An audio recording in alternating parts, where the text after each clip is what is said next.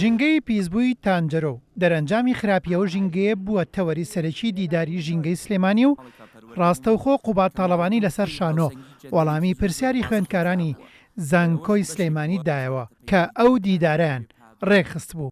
بێگومان کێشەیەکی گەورەیە، کێشەیەکی خەتەرناکیشە.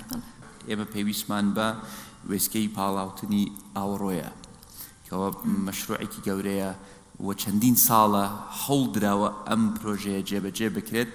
ڕای ئەگەیەنین کە ئەمە پرۆژەیەکی استراتیجیە کە بە شێوازی PPP لەگەڵ بڵێن هاوبەشی کەرتی تایبەت و حکوومەت ئەکرێت لەگەڵ حکوومەتی هەرێمی کوردستان ئەنجام بدرێت. ئەوە بەشێکێتی. بەشێکی تریشی پێم وایە دەستپێکراوە بۆ چارەسەرکردن، ئەویش مەوزوعی ریسایکلینگە. بەشی سێ هەمیشی پەیوەندی بە وردبینیکردنە. ئەوەش لەلایەن حکوومەتەوە وردبینی ئەو کارگە و کۆمپانیانە بکەن کە لەو دەبەرە ئیشەکەن کە پاشماوەکەیان باش ئیدارە بدرێ و نەبێتە مای خراپترکردنی ئەو دۆخە. سلێمانی بە گشتی پاکترین ژینگەی هەیە لە سەراستی عێراق لە پلەی یەکەمدایە. لەو دیدارەدا قوبات تاڵەبانی ڕایگەیاند کە ڕازی نییە بۆ پلێ و کاری زیاتری داوا کرد بۆ باشترکردنی ئایندەی ژینگە لە سلێمانیدا. جێی دەستخۆشیە بۆ حکوومەتی خۆجێی، جێی دەستخۆشیە بۆ دانیشتوانی شاری سلەیمانی. خۆم کەسێکم کە عادەتەن ناتوان بڵێم بە هیچ شتێک ڕازی نیم، دایما بێت تەموحەت باشتر بێ، دایما پێ باشە ئەمڕۆ لەسەر ئاستی عێراق یەکەمین، ئۆکەی باس بینە لەسەر ئاستی ناوچەکە یەکەم بین. ئەگەر توانیمان لەسەر ئاستی ناوچەکە یەکەم بین با تۆزێک ئەو بازنە فراوانترکەین.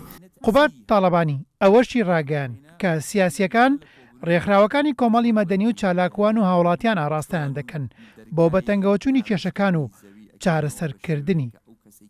کێ توانیوێتی قەنەعەتمان پێ بکات کە ئەم مەوزوعە پێویستی بە چارەسەرە ئەمڕۆ؟ خۆم نەبوو، خەڵکی وەکو ئێوە بوون، ڕێکخراوەکانی ناحکومی بوون، کۆمەڵگەی مەدەنی بوو، ئیعلام بوو، داواکاری هاوڵاتی بوو. بۆیە ئەمە ئیشپشانیەدا کە سیاسی گونجێ لەگەڵ داواکاری خەڵک. لە کۆتایی ئەو دیدارەدا مامۆسانی زانکۆ و ڕێکخراوەکانی کۆمەڵی مەدەنی و پسپۆڕ و شارەزایان کێشەی ژینگەیان خستە ڕوو، لەگەڵەوەشدا چارەسەرەکانیان پێشکەش کرد تا حکوومەت ئاوری جدی بداتەوە لە کێشەی ژینگەی. هێمن قادر، کورد سات نیوز، سلێمانی.